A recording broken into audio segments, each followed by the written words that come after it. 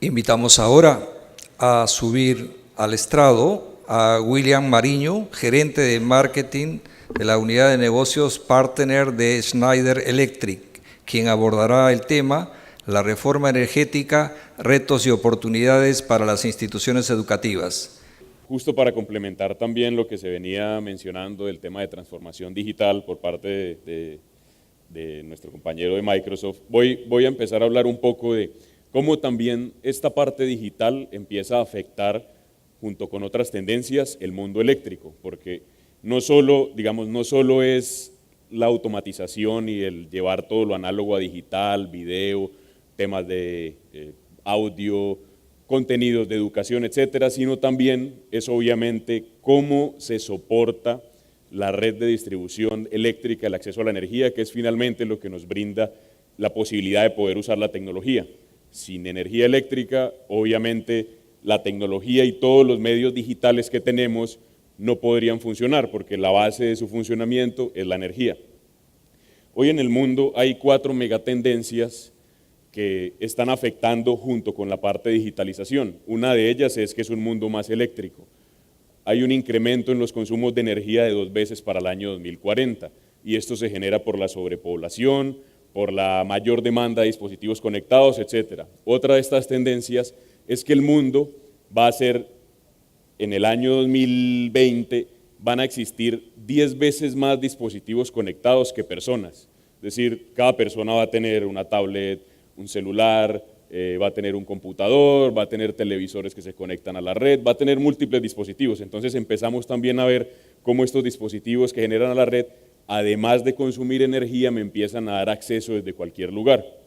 Va a ser un mundo también con una tendencia a la descarbonización, es decir, a empezar a tener energías más limpias, energías de fuentes renovables de energía limpia, solar, eólica, y es una de las tendencias también que hay tanto para las nuevas, adiciones en temas de generación de energía, sino también para los existentes, porque hay focos en eficiencia energética. Entonces, este tema de la descarbonización es algo que nosotros vemos en los gobiernos, en los países cuando tienen compromisos como el COP21, que es un compromiso de reducción de emisiones de CO2, lo vemos en muchas compañías que lo tienen. Entonces, son tendencias, como decía, que empiezan a mover todo el mundo y a generar después un impacto, como lo vamos a ver más adelante, también en la parte del acceso a la energía y cómo esta nos permite acceder a la educación. También aparece el tema de centralización. Hoy los modelos de distribución eléctrica, como nos llega a las viviendas o a los edificios, partían o han empezado a migrar, pero inicialmente partían de una sola generadora o de un solo, digamos así, represa o planta generadora hidráulica o térmica, ¿sí?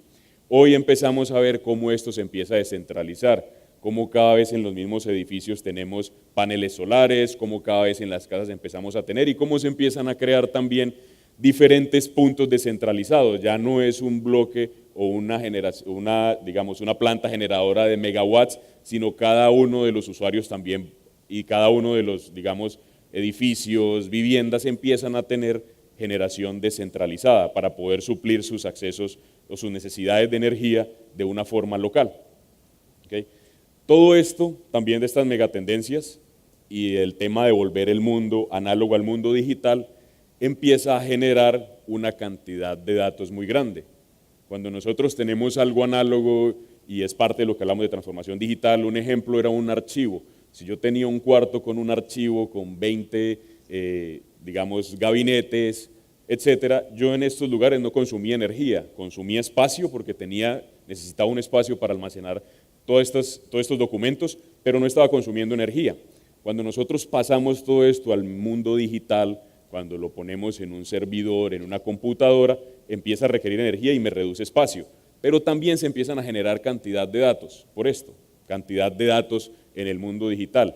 También cuando nosotros conectamos nuestro celular a la red y empezamos a subir videos por YouTube, también empezamos a generar datos. Entonces todo esto que hablamos de la transformación digital se reduce en la cantidad de información también que empieza a pasar del mundo análogo o físico que tenemos al mundo digital. Y para darles una idea de la cantidad, se habla que desde el inicio de la civilización hasta el año 2003 se crearon alrededor de 3 exabytes de información. desde el inicio de la civilización hasta el 2003. Recuerden, 5 exabytes. Hoy esa misma cantidad de información se crea cada 2 días. Es decir, la cantidad de información que generamos nosotros diariamente es de contenidos digitales, de publicaciones en Facebook, de publicaciones en YouTube, de videos incluso educativos. Toda esta información se empieza a generar y obviamente para mantener esta información viva requerimos energía, requerimos servidores y empezamos a requerir también lo que veíamos, empezamos a incrementar, nuestra demanda de energía y a existir la necesidad de eficiencia energética, ¿sí? Obviamente para empezar a ser más sostenibles. Toda esta información, además de esto que hablamos, también genera oportunidades. Cuando nosotros tenemos la información a la mano, cuando tenemos el acceso a la información de forma inmediata, empezamos a generar obviamente oportunidades de negocios, empezamos a generar oportunidades de educación, empezamos a tener a las personas más conectadas, personas de lugares aislados, donde antes tenían poco acceso a la información, debían caminar, debían desplazarse por largos periodos de tiempo, etcétera. Hoy ellos pueden tener la posibilidad de, con toda esta información que tenemos en la nube, empezar a acceder a ella. Y obviamente de la mano de esto empieza a aparecer la educación. Hoy muchos de los modelos de acceso, digamos, a la energía más conectividad se terminan reduciendo en un acceso a la educación. Lugares que tenemos aislados y que existen, que antes una persona que vivía en una provincia muy lejana deseaba educarse, tenía que desplazarse por un periodo de tiempo muy largo para poder asistir a la clase. Entonces este tema del acceso a la energía, de los datos que estamos subiendo y de la transformación digital y de transformación de contenido, empieza a ayudarnos a migrar de también la educación que empezó a generarse con el modelo prusiano, que era la educación de salón, con una persona presencial, donde el ritmo de aprendizaje, digamos, era el mismo para todos, empieza a migrar a un tema de contenidos digitales, donde el estudiante obviamente va a requerir mayor concentración y mayor deseo de aprender, porque está en un espacio como su casa que lo puede distraer mucho. Pero el estudiante va a poder empezar a aprender a su ritmo, va a poder empezar a aprender en las horas que él desea, en las horas en las que para él de pronto tiene mayor poder cognitivo o de retención. Entonces él desea y va a poder también tener información donde la va a poder pausar, la va a poder repetir, la va a poder adelantar. Eso hace también que, además de que el acceso a la energía y la conectividad permitan acceso a educación, también sea una educación que puede estar hecha a la medida de cada persona, ¿sí? Que requiere un componente mayor de compromiso, como decía, de cada persona que quiera aprender en su compromiso de aprendizaje, porque va a tener más distracciones. Un aula de clase permite obviamente estar más enfocado en estudiar. La casa con un computador vas a estar con tentaciones de acceso a YouTube, de ver videos, de ver películas, etc. Entonces requiere una mayor capacidad de concentración, pero también va a permitir a ellos poder pausar y poder escoger los momentos en los que ellos quieren o desean educarse. Y este modelo se empieza a conocer como un modelo de educación flip, se llama así, un modelo de educación flip o digital, donde ya los contenidos están en la nube y cada persona, sea en una ciudad o sea en un lugar remoto, solo con un punto de acceso a energía y a conexión como un celular, pueden empezar a tener obviamente entrenamientos y capacitaciones y empezar a escoger también los temas. Para dar algunos ejemplos también de cómo las empresas y Schneider, que trabaja en la parte también de energía, tiene equipos para esto, son equipos de acceso a la energía, así como nosotros muchos los hacen, son pequeños, incluso en este caso es un panel de LED, un bombillo como lo ven acá, el cual tiene una batería con cargador de celular. Esto tú lo puedes llevar a cualquier lugar remoto donde uno tenga acceso a la energía solar y puedo cargar una tablet. Y solo con esto y una conexión a internet con una empresa de telefonía móvil, yo ya puedo tener accesos a contenidos. Un ejemplo de cómo también la tecnología y la educación cambia es, hay un youtuber muy famoso, que se volvió muy famoso porque fue finalista del Global Teacher Prize de 2017, es como digamos así, el Nobel de la educación. ¿Cuál fue la razón? Era un profesor español que se llama David Calle que empezaba a colgar contenidos digitales de sus clases en YouTube, sin ningún otro, digamos, foco que transmitir sus conocimientos. Hacía todo un curso completo de educación en YouTube. Y cuando muchos de sus alumnos, él no creyó que fuera a tener ese impacto, empezaron a seguir sus clases, empezaron a usarlo también muchas veces como apoyo para su propio currículo normal de educación, él sin saberlo empezó a ser nominado a este Global Teacher Prize, llegó dentro de los 10 finalistas, y es un profesor que daba sus clases subiendo los videos a un canal de YouTube. Entonces es un ejemplo también de cómo todo este acceso a la energía y el tema de la conectividad empiezan a migrar para ese modo, y cómo solo con un punto de acceso a energía, un punto de conexión y todo el contenido que se genera diariamente en las redes, en las plataformas de las universidades, etcétera, nos permite empezar a tener una democratización y una desmonetización de la educación, porque no solo es el acceso a estos elementos pagos, también hay muchos gratis. La plataforma de YouTube es una plataforma gratis donde cualquiera podía ingresar al contenido que presentaba el profesor sin ningún costo. Entonces, esto, además del acceso remoto, permite una democratización y una desmonetización de la educación, al menos en los sectores bastante alejados. Obviamente son contenidos diferentes, obviamente no es lo mismo un modelo de educación en una universidad, en un colegio, en un instituto técnico, porque también se necesita la práctica, pero parte de educación teórica y parte de acceso a lugares donde hoy no cuentan con este tipo de beneficios se puede lograr de una forma muy sencilla.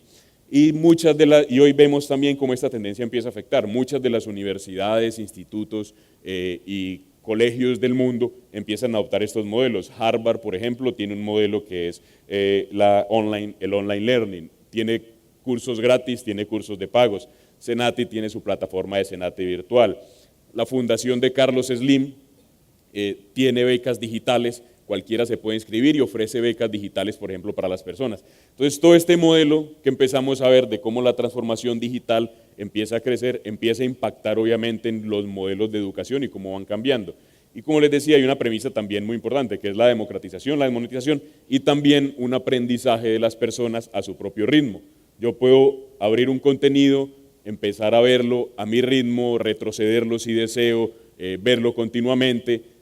Puede que haya algo que se pierda hoy con este tema de contenidos grabados y es el tema de interacción cuando yo tengo dudas que deseo que resuelvan. Pero para eso también hay plataformas interactivas o para eso muchas veces esto lo combinan también con sesiones abiertas de chat o temas así.